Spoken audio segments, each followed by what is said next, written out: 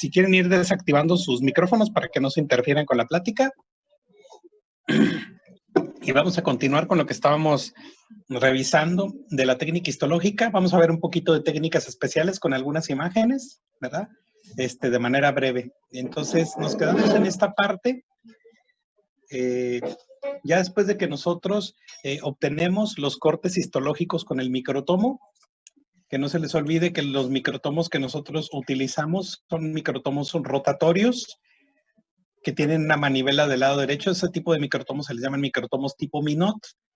Estos microtomos, ¿verdad?, son los que nos proporcionan los cortes delgados, los cortes finos para el procesamiento de los tejidos, que no se les olvide que van en un margen que pueden ser de 5 micras, 4 micras, 6 micras, 7 micras, el grosor, ¿verdad? Después de que se obtienen los tejidos, se pasan rápidamente a un baño de flotación, ¿verdad? El objetivo del baño de flotación, ¿verdad? Al colocar los extendidos, ahora sí que las múltiples rebanadas que salen del microtomo, se hace flotar en agua caliente, ¿sí? Este es el paso de flotación. Se utiliza, pues como les digo, un aditamento especial en el laboratorio que se llama así, baño de flotación, ¿verdad? Entonces, posteriormente, ya estos cortes se suben a un portaobjetos, ¿verdad? Se suben a un portaobjetos y en algunas ocasiones se le coloca un adhesivo para ayudar a que se adhiera este tejido. Se sube al portaobjetos y posteriormente se llevan a un proceso de desparafinación. Aquí está en la imagen para que conozcan un baño de flotación. Aquí se puede ver cómo está el agua en su interior. Vean cómo está el histotecnólogo manipulando las tiras de tejido. Prácticamente cuando caen al baño de flotación, se desarrugan completamente, ¿verdad? Como si se plancharan, por decirlo así. Y ya se suben, vean cómo lo está acomodando aquí y subiéndolo al portaobjetos, ¿verdad? Para ya que quede adherido a la laminilla y continuar el proceso. Entonces, este es el paso de flotación y adhesión y utilizamos el baño de flotación. Y aquí tenemos una fotografía de lo que es una canastilla para portaobjetos, ¿verdad? Son de metal. Aquí nosotros ya podemos colocar los portaobjetos con las preparaciones, con los cortes histológicos, los podemos colocar aquí en filita y ya de aquí en adelante nosotros podemos seguir el procesamiento histológico. Muy importante, hasta el paso anterior, antes de la flotación y adhesión, acuérdense que la cápsula con el bloque de parafina, ¿dónde se quedó? Se quedó en el microtomo.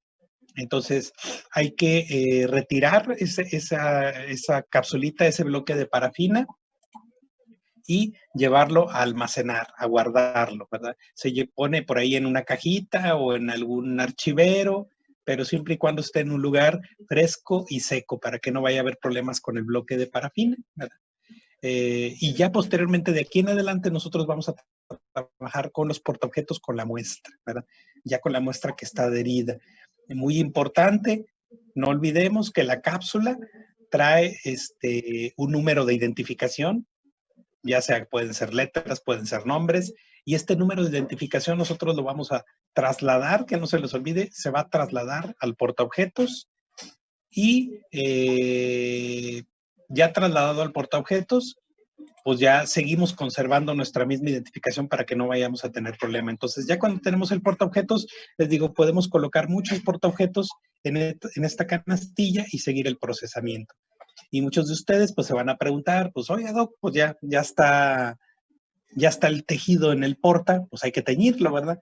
Pero antes de realizar el proceso de tinción, tenemos que hacer otro paso importante en la técnica histológica, que es la desparafinación. Muy importante. Los colorantes que utilizamos en la técnica histológica son colorantes hidrosolubles.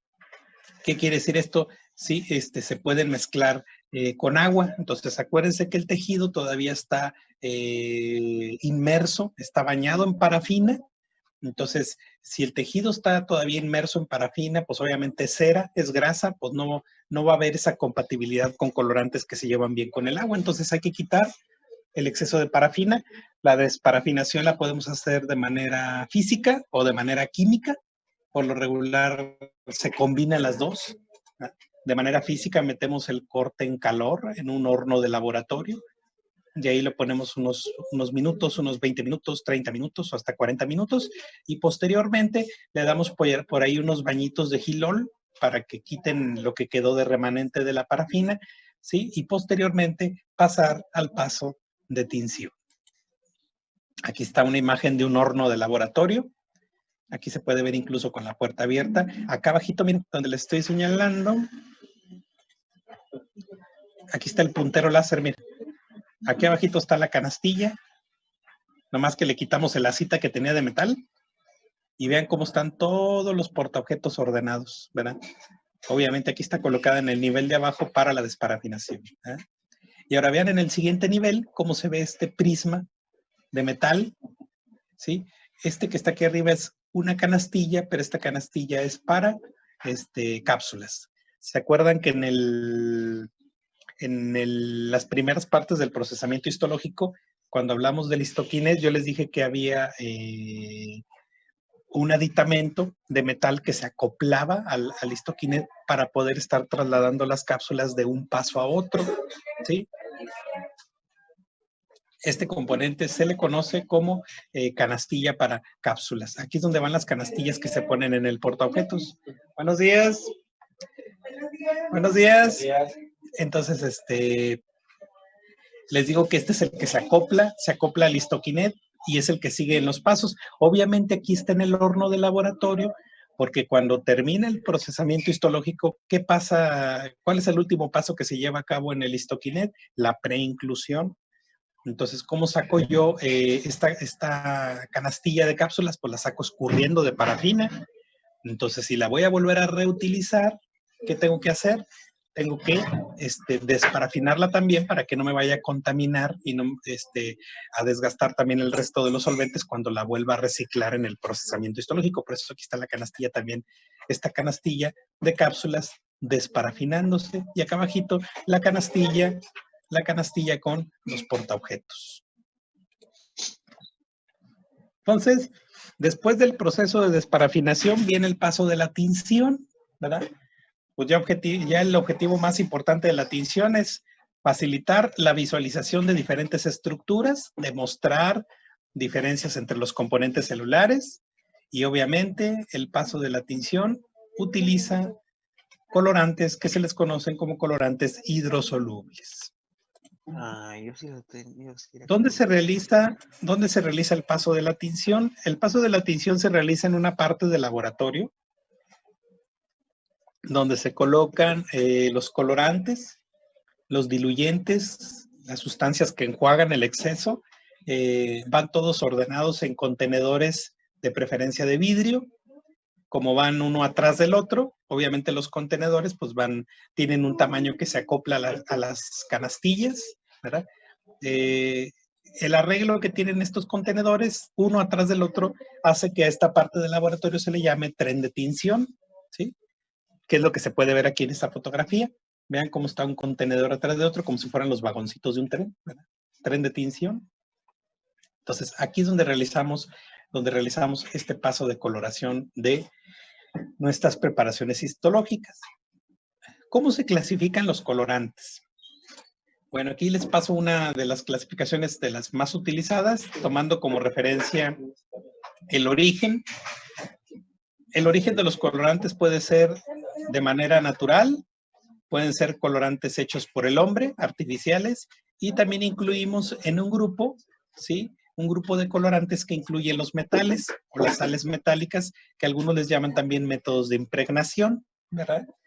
Aquí les menciono algunos ejemplos de los colorantes, por ejemplo, colorantes naturales, que se pueden obtener de microorganismos, se pueden obtener de plantas, del tallo de algunos árboles. Por ejemplo, tenemos el rojo carmín, la orceína, y mencionamos en la parte final de este párrafo a un colorante muy importante, ¿sí? Muy importante en nuestra técnica histológica, que es la hematoxilina. Entonces, La hematoxilina pertenece a un grupo de colorantes de origen natural, ¿sí? Y es uno de los 2 colorantes clave en la tinción de rutina, ¿sí? De la técnica histológica. Entonces, la hematoxilina tiene un origen natural. Se Profe, extrae de ¿el azul de metileno en dónde entraría? Disculpe. lo pondríamos en este grupo, ¿sí? Aquí en el grupo de los naturales. Así es. Ok, gracias. Entonces, sí, entonces les digo, de este grupo de los colorantes, les digo, la hematoxilina es muy importante, ¿verdad? ¿Por qué? Porque pertenece al grupo de los naturales y forma parte de los colorantes de rutina. Dentro de los artificiales tenemos a otros como la naranja G, la fuchsina ácida, el azul de toluidina, y al final mencionamos a la eosina. Entonces, la eosina, ¿sí? Es un colorante, ¿sí? Es un colorante artificial, un colorante hecho por el hombre. Entonces, nuestra técnica de tinción básica, ¿sí? Nuestra técnica de tinción básica para nuestra técnica histológica va a utilizar un colorante de origen natural, hematoxilina, y un colorante de origen artificial, que es la eosina. Y luego tenemos el tercer grupo. El tercer grupo corresponden a las sales metálicas, ¿verdad? Fíjense que las sales metálicas, más que teñir, originan un proceso de precipitado en los tejidos, ¿sí? Este proceso de precipitación hace que se acumulen en los tejidos, ¿verdad? Y tienden a depositarse en diferentes estructuras celulares y generan una especie de impregnación. Fíjense que las sales metálicas para muchos no son considerados métodos de tinción. De hecho, hay autores que la sacan de ese rubro de colorantes porque muchas sales metálicas solamente generan imagen en tonos grises. Para muchos los tonos de no son considerados color. Entonces, y hay gente o hay autores que les dice más que todo impregnación más que colorantes. ¿Cuáles son las sales metálicas que más se utilizan en las técnicas? Sobre todo me refiero pues, a las técnicas especiales, pues sales, por ejemplo, las sales de plata, sales de oro, como el cloruro de oro, ¿verdad? Entonces, este es el tercer grupo de los métodos de tinción. Colorantes de origen natural, colorantes de origen artificial y los métodos de impregnación con sales metálicas. Entonces, no olvidemos, la técnica de tinción más común, más utilizada, es la hematoxilina y eosina. O, como vienen las abreviaturas en los textos, H y E. Ahora, ¿cuál es el arreglo que tienen estos colorantes, el comportamiento más bien que tienen con la tinción? Bueno, fíjense que los colorantes se comportan o tienen un comportamiento químico, ya sea si son bases o si son ácidos. Por ejemplo, la hematoxilina es una base. Entonces, el comportamiento de los colorantes es tener afinidad o atraer al que es opuesto, ¿sí? O ir a impregnar la zona que es opuesta químicamente. Por ejemplo, la hematoxilina es una base. Y al comportarse como una base, tiende a captar o a teñir de manera preferencial los componentes que son ácidos. La hematoxilina da una tonalidad de morado a azul, ¿sí? Y tiende a ir, les digo, hacia donde están los componentes ácidos. ¿Y dónde están los componentes ácidos? Pues principalmente en los núcleos de la célula, que es ahí donde están los ácidos nucleicos. Entonces, la hematoxilina pues va a tener preferencia de pintar los núcleos en color morado o azul. Luego la eosina se comporta como un ácido, ¿sí? Y tiende a pintar, tiende a teñir los componentes que son básicos o lo que son bases, ¿sí? Y les da una tonalidad de color rosado, ¿sí? Entonces, el sitio donde se ubican la mayor parte de las bases en una célula, ¿verdad? Es el citoplasma, y por lo regular el citoplasma pues suele pintarse, ¿verdad? Con una tonalidad rosada, ¿verdad?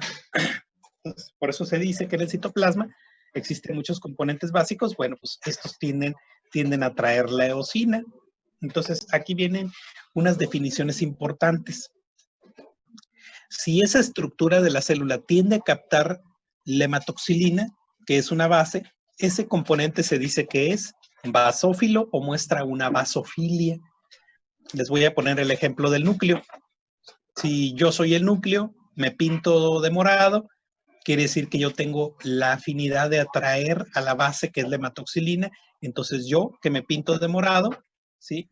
Estoy mostrando un fenómeno de basofilia, porque tengo ese filio o esa afinidad a la base. Entonces, los núcleos de la célula se dice que son basófilos, porque tienen afinidad hacia la base, que es la hematoxilina. Ahora vámonos con el citoplasma. Yo soy el citoplasma, me pinto de color rosa, entonces yo tengo afinidad hacia el ácido. ¿Quién es el ácido? La eosina. Entonces yo como citoplasma muestro un fenómeno de acidofilia. O también le puedo llamar eosinofilia. Entonces, en las células, los citoplasmas suelen teñirse eosinófilos, suelen teñirse acidófilos. Sería, digamos que utilizar la palabra eosinofilia o acidofilia es lo mismo. Y ahora sí vamos a ver a compartirles algunas imágenes histológicas con hematoxilina y eosina para que ustedes se empiecen un poquito a familiarizar. Yo creo que ya habrán visto algunas de las imágenes que tiene el texto que les pasé por ahí en PDF, o ya algunos que tienen textos de histología, pues habrán tenido la curiosidad de meterse y revisar cómo están las tinciones, ¿verdad? Y muchas de las tinciones que se ven en los textos de histología son tinciones en tonalidad de morado y rosa, pues obviamente por la H&E, ¿verdad? Va a haber algunas cosas que van a mantener algunos de sus colores originales o no van a cambiar en algo. Por ejemplo, uno de ellos es la sangre. Vean aquí esta fotografía. Es una fotografía en panorámico. ¿Qué quiere decir esto? Yo estoy observando con el microscopio en panorámico una estructura con el objetivo de más bajo aumento. Es una fotografía de un ovario humano teñida con hematoxilina y eosina, y aquí se puede ver en el centro, donde le estoy señalando con el puntero, una tonalidad rojiza. Sí, esta tonalidad rojiza se debe a la hemorragia, a la sangre. Cuando se extravasa la sangre y origina hemorragia, con la tinción de hematoxilina y eosina se sigue viendo roja. Por eso aquí, para remarcarles que la sangre, cuando tiende a derramarse, la tonalidad rojiza se mantiene. Ahora, noten ustedes en la fotografía, desde aquí donde le estoy señalando el puntero, más o menos de ese sitio, hasta este punto que está hasta acá, que es como 3/4 partes de este ovario, está ocupado por esta estructura redondita, bien grande, que les digo, prácticamente ocupa 3/4 partes del tamaño del ovario. Esta estructura es muy importante, sobre todo para el embarazo. Y vamos a ver, vamos a despertar a alguien que esté por ahí dormido, que me pueda decir qué función tiene esa estructura. Vamos a preguntarle. JJ Vega, hágase presente y levante su cara porque veo que está por ahí como agachado. JJ Vega. ¿Qué función tiene esta estructura que le estoy señalando en la fotografía que se llama cuerpo amarillo en las mujeres? Y es una imagen de un cuerpo amarillo en este ovario teñido con hematoxilina y eosina. ¿Qué función recordará que tiene esta estructura? Puede activar su micrófono.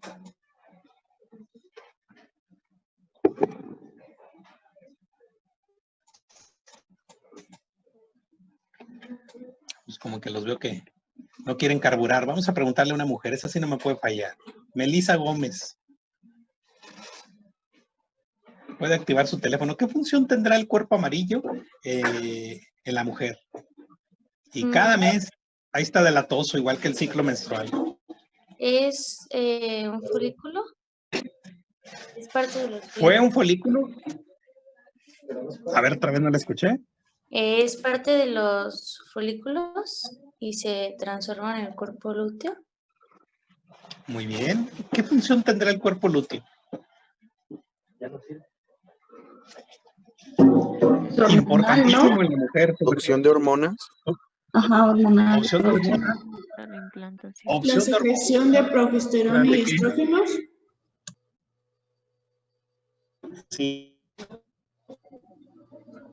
El cuerpo lúteo es una estructura que originalmente fue un folículo, se dio el proceso de ovulación y se transformó en una especie de estructura celular que tiene cientos de miles de células que se encargan de proveer hormonas. El cuerpo lúteo es la estructura que se va a encargar de mantener el embarazo. Nada más y nada menos tiene una misión importantísima en la mujer. Cuando la mujer queda embarazada, el cuerpo lúteo es el que provee las hormonas del embarazo. ¿Cuál es la principal hormona del embarazo? La progesterona, ¿verdad? Entonces, esta es una imagen de lo que es un cuerpo lúteo. Vean todo lo que ocupa. O sea, yo nomás se los pongo porque, déjenme nomás aquí minimizo la imagen.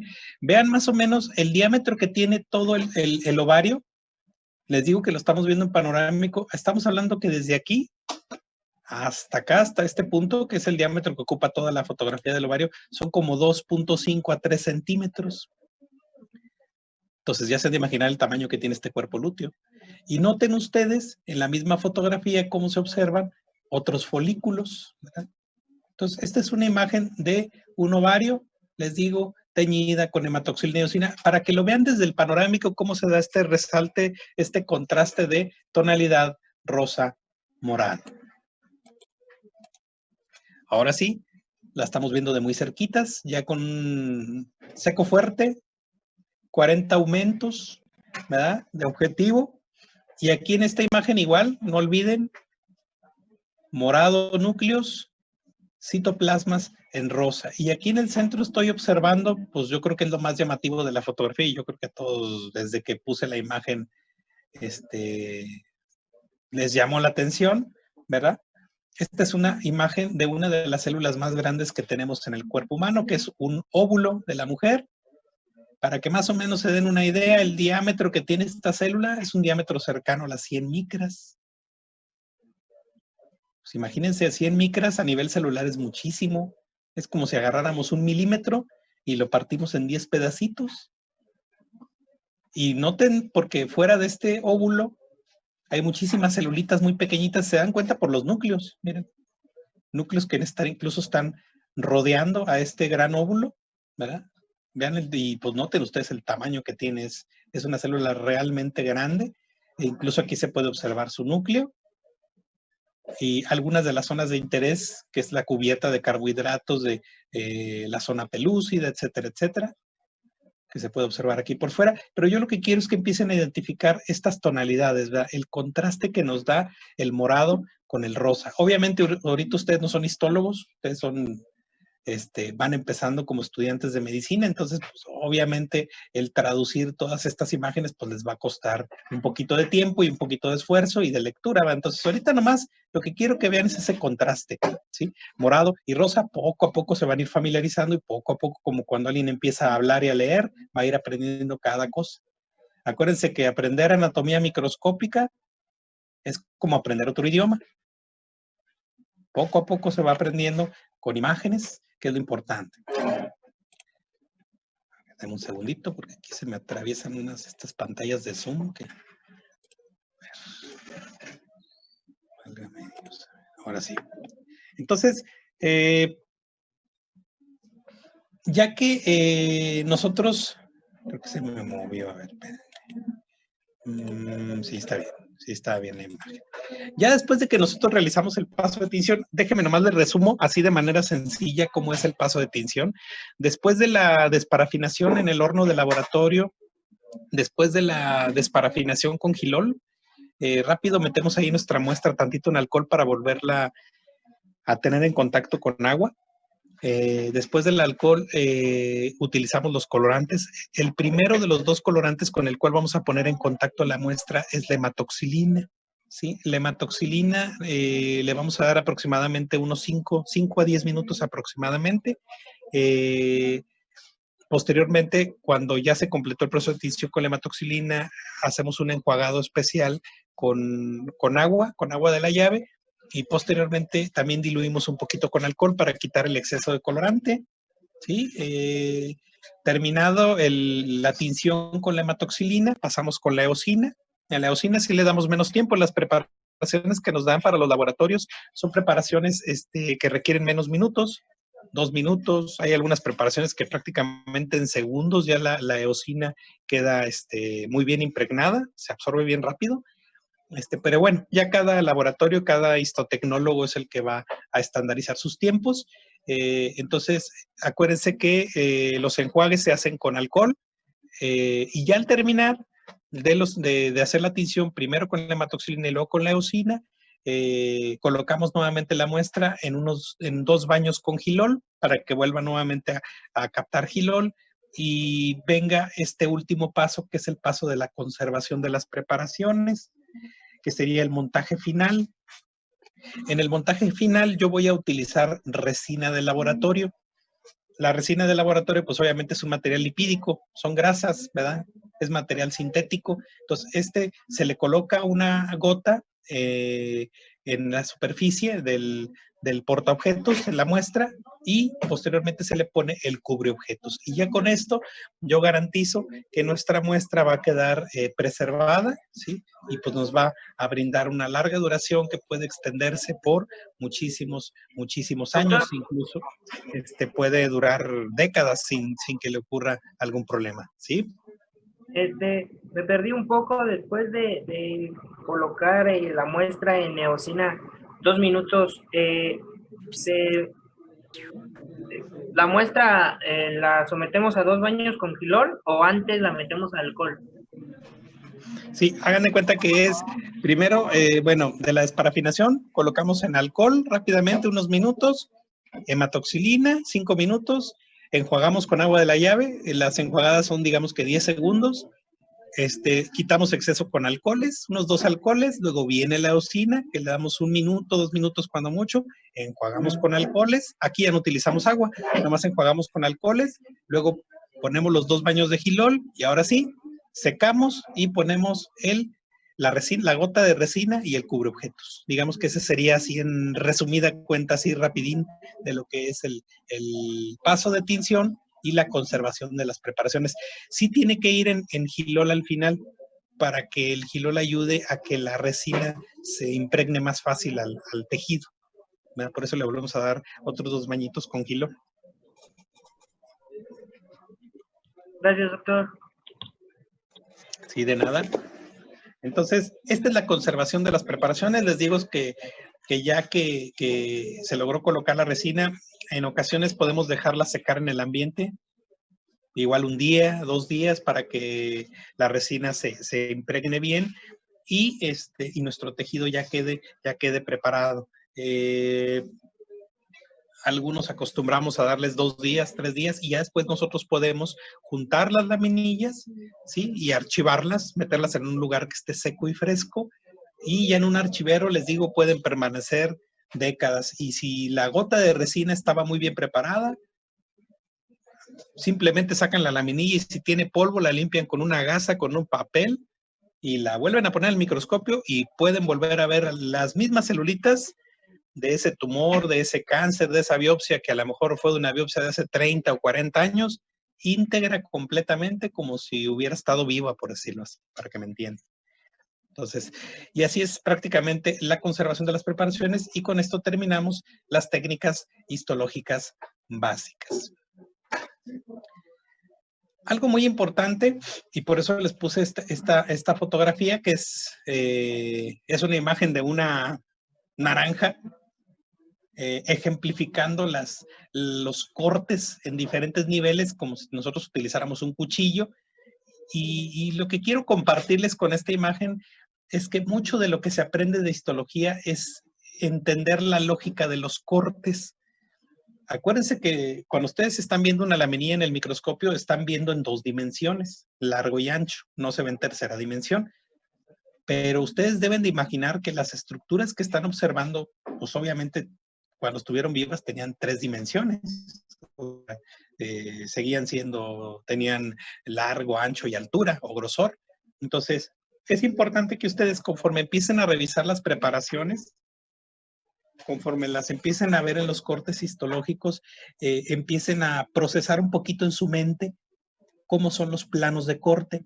Si ustedes se imaginan una estructura como esto, por decirlo así, como la naranja, y vean cómo un corte, si pasa por encima, cómo se va a ir viendo en diferentes puntos el corte histológico conforme va pasando la cuchilla. Acuérdense que las laminillas que ustedes van a estar observando en el microscopio son secciones hechas con el microtomo.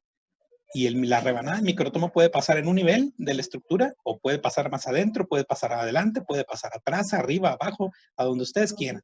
Entonces, eso me va a estar generando distintos tipos de imagen, ¿verdad? De acuerdo a cómo pasa la cuchilla y nos genera el corte histológico. Esta es la interpretación de los cortes. Entonces, para que sepan que a pesar de que ustedes van a verlo en 2 dimensiones, las estructuras que ustedes van a ver siguen estando en 3ª dimensión. Y dependiendo cómo pasa el plano de corte, es como van a ver la estructura, para que en ocasiones no se vayan a asustar y piensen que si una estructura es redondita como la naranja, como se puede ver aquí, y resulta que nomás alcanzaron a ver esto, van a decir, oiga, ¿qué le pasó? ¿Por qué se ve así de chiquito, no? Pues quiere decir que el plano de corte nomás alcanzó a darle un lleguecito arriba. Y en muchos de los casos, cuando nosotros estamos viendo preparaciones o cortes histológicos, y esto no es raro, le decimos al histotecnólogo, ¿sabes qué? Sácame más, rebájame la muestra. ¿Por qué? Porque la zona que alcancé yo a ver nomás es esta parte de la naranja. Pero ya el histotecnólogo le mete batería y empieza a rebajarla, y ya en el corte que me pasa, está el cortecito que pasa por el medio de la naranja, que es donde puedo ver yo toda la estructura completa. Entonces, mucho en histología es esto, es referirse a cortes, planos de corte, por dónde pasa el corte, si pasó por encima, por un lado, por atrás, o pasó en medio y puedo ver toda la estructura completa. Doctor, Entonces, algunas cosas incluso las van a ver hasta oblicuas, de lado, por lo mismo de que es el plano de corte. ¿Sí, adelante? oiga, es que queda nada más 1 minuto y medio de la Sí. sesión. Sí. No, sí, aquí tengo el minuto. Ok. Nos desconectamos y les mando ahorita otro link. Sale. Ok, gracias, doctor. Gracias.